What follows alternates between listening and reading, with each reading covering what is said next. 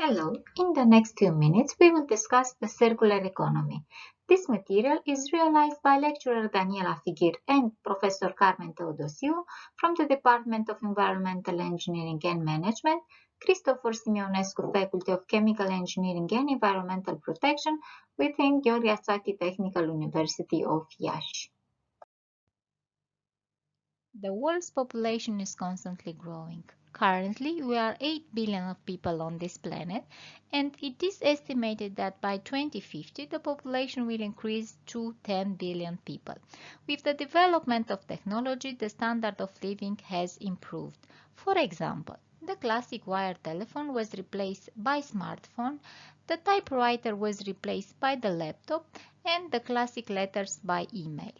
All this has led to the development of a consumer-based society which involves a continuous decline in natural resources and the generation of larger and more diverse volume of waste.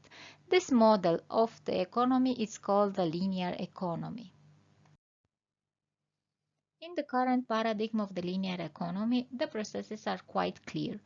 This is called a take, make, dispose pattern. Companies extract or buy raw materials which go into the manufacture of products.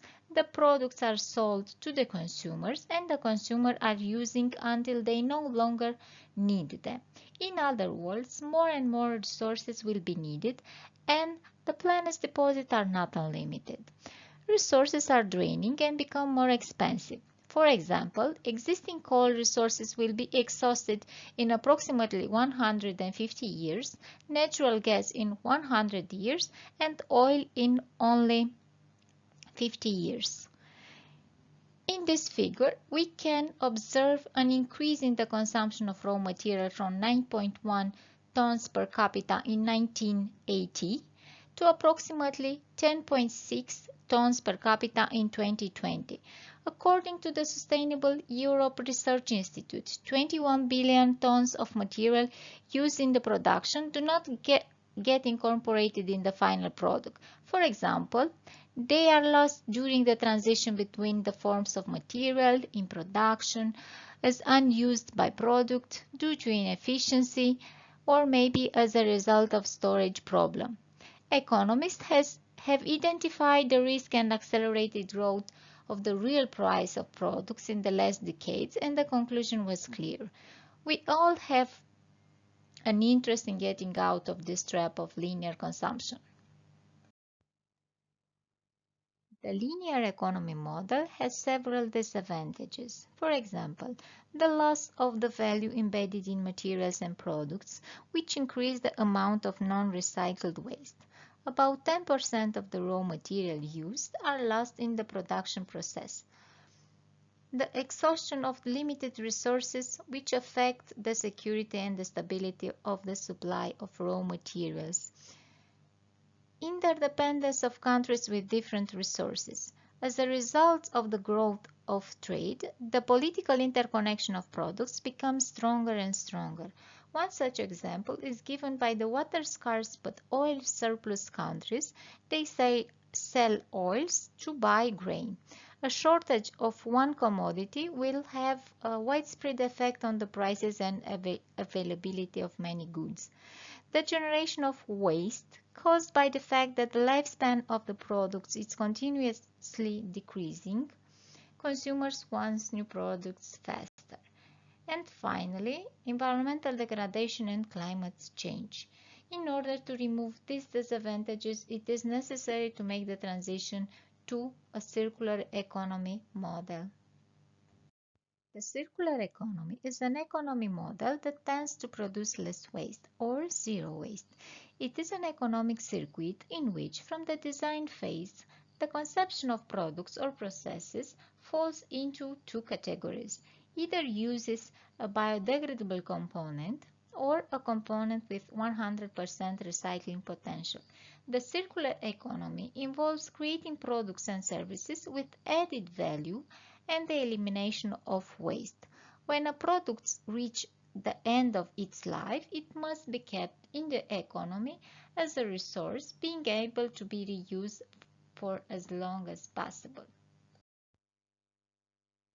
Next, we will discuss the principles of circular economy. There are two main cycles, the technical cycle and the biological cycle. On the left-hand side of the butterfly diagram is the biological cycle, which is for material that can biodegrade and safely return to the earth. This cycle mainly concerns products that are consumed, for example, food. However, some other biodegradable materials, such as cotton or wood, may eventually make their way from the technical cycle into the biological cycle once they have degraded to a point where they can no longer be used to make new products. On the right-hand side of the butterfly diagram is the technical cycle, which is relevant for products that are used rather than consumed. In the technical cycle, products and materials are kept in circulation through processes such as reuse, repair, remanufacture, and recycling. The first principle, named Preserve and Enhance Natural Capital by controlling finite stock and balancing renewable resource flow. When resources are needed, the circular system selects them wisely and chooses technologies and processes that use renewable or better performing resources where possible. A circular economy also enhances natural capital by encouraging flows of nutrients within the system and creating the condition for regeneration of, for example, soil. The second principle of the circular economy, entitled resource loops, is to circulate products and material at their highest value. This means keeping material in use either as a product or, when that can no longer be used, as components or raw materials.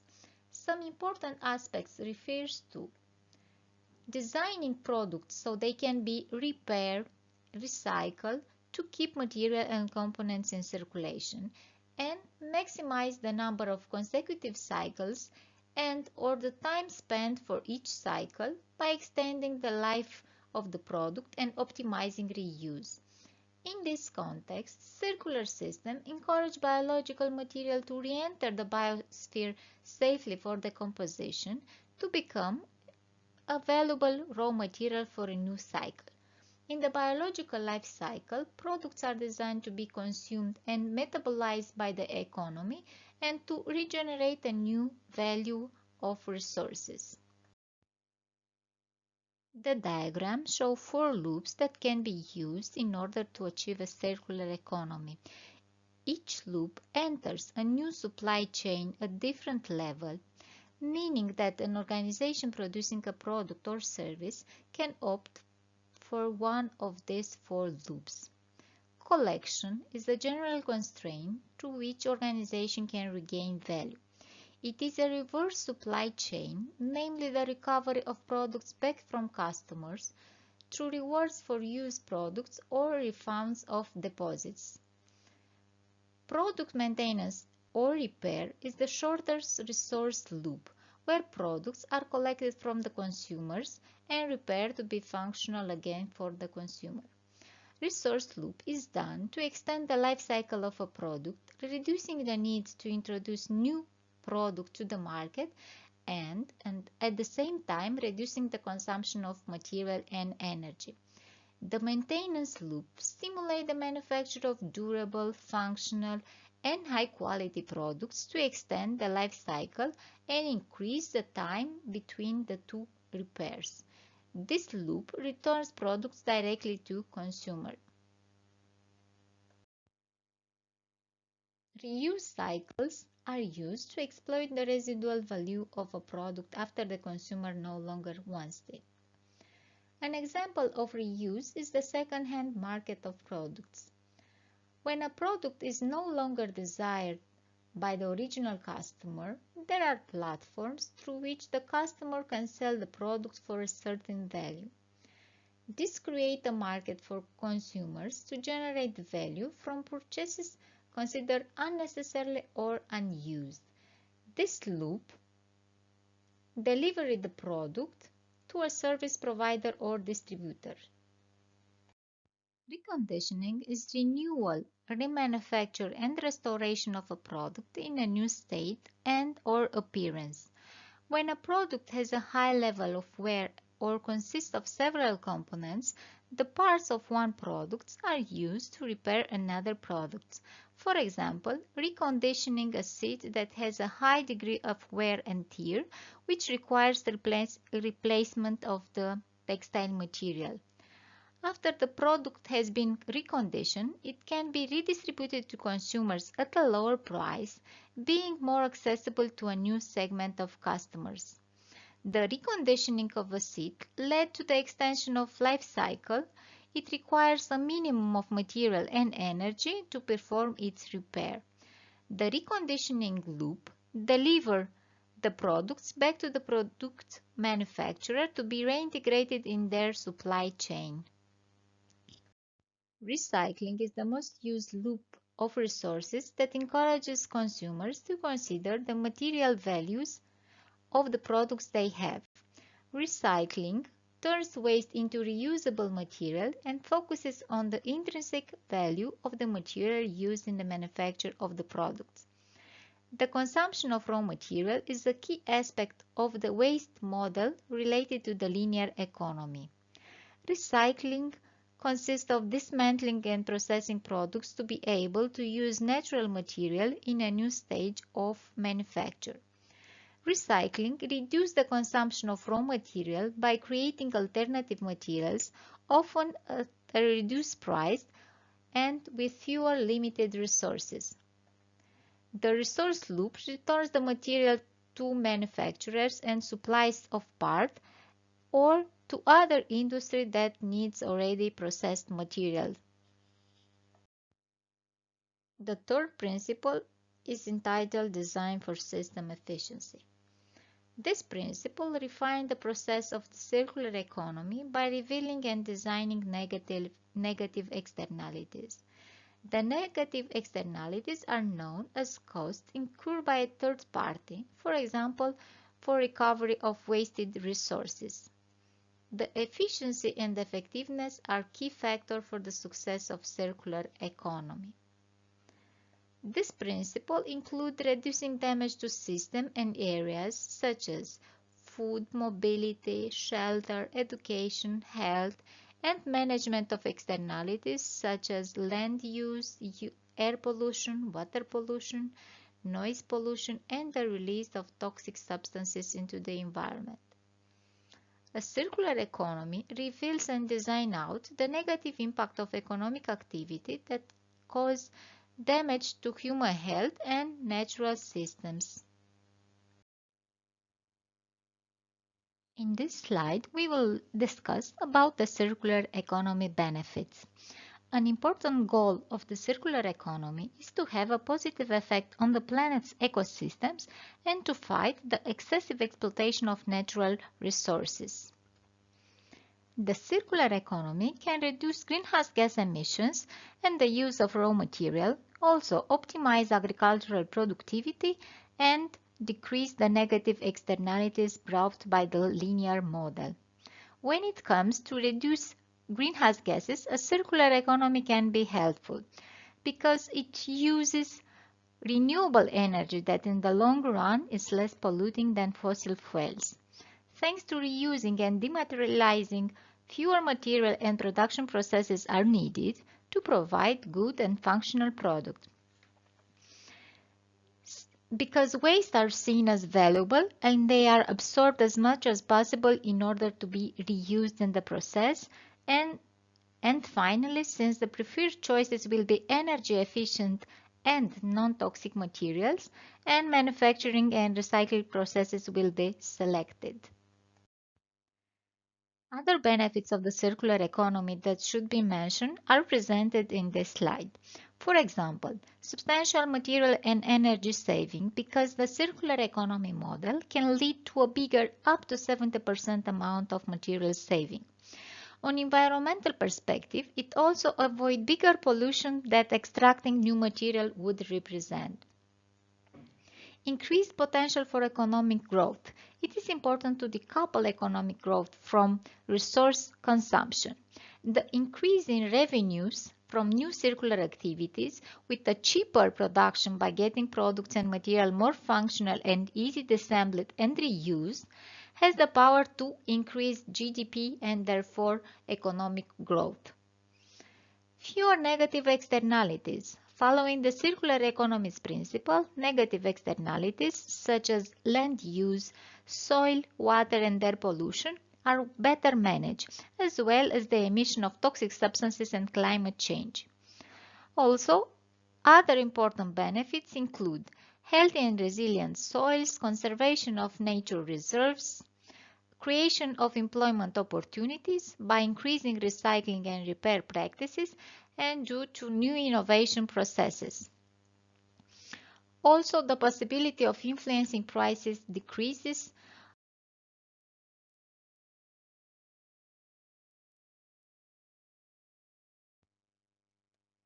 The first case study of a circular economy in rural areas is represented by bioenergy villages in Romania. The bioenergy village concept of Estelnik and Chelința commune in Covasna County was presented extensively in the European project Bioenergy Villages, or BioVille. They refer to the meaning of a bioenergy village concept. A bioenergy village is a village, municipality, settlement or community or a part of it, which supplies most of its energy for electricity and heating from local biomass, for example, from agriculture, forestry and waste, and from other renewable energy sources.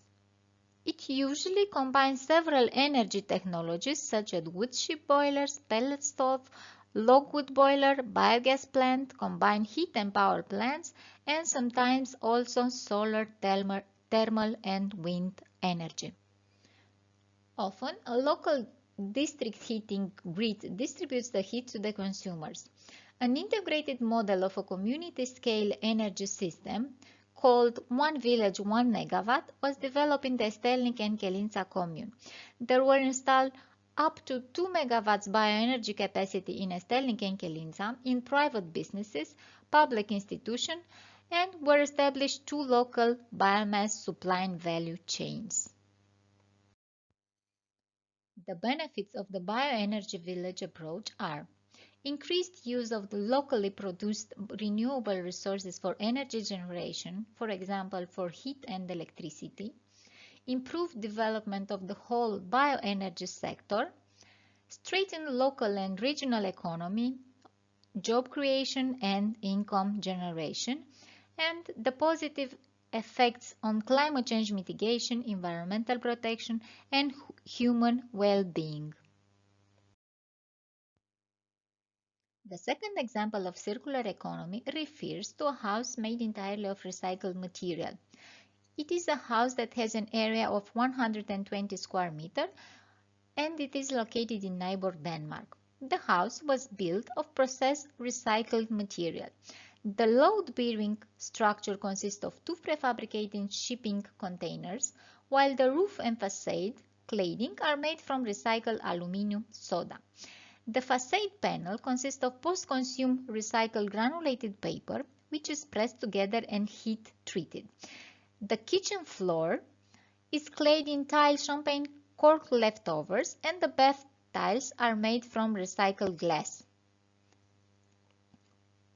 Walls and floors are covered with OSB panels consist of wood chip that are byproducts of various production sites pressed together without glue. The recycled materials are not very visible and the house does not radiate a recycled look. This house looks and functions like a contemporary house built of conventional material. The carbon dioxide emission obtained for this house is 0.7 kg carbon dioxide per square meters per year compared to 5 kg carbon dioxide per square meters per year for a bench house. So we have a potential reduction of 5,590 tons of carbon dioxide per year.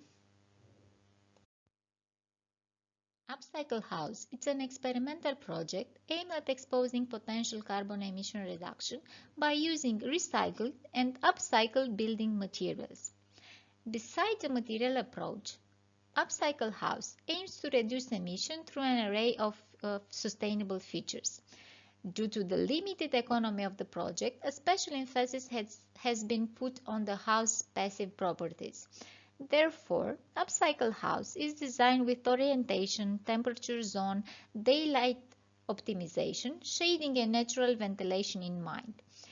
In the case of this house, the reduction of carbon dioxide emission has been 86% compared to a benchmark house. Thank you for your attention.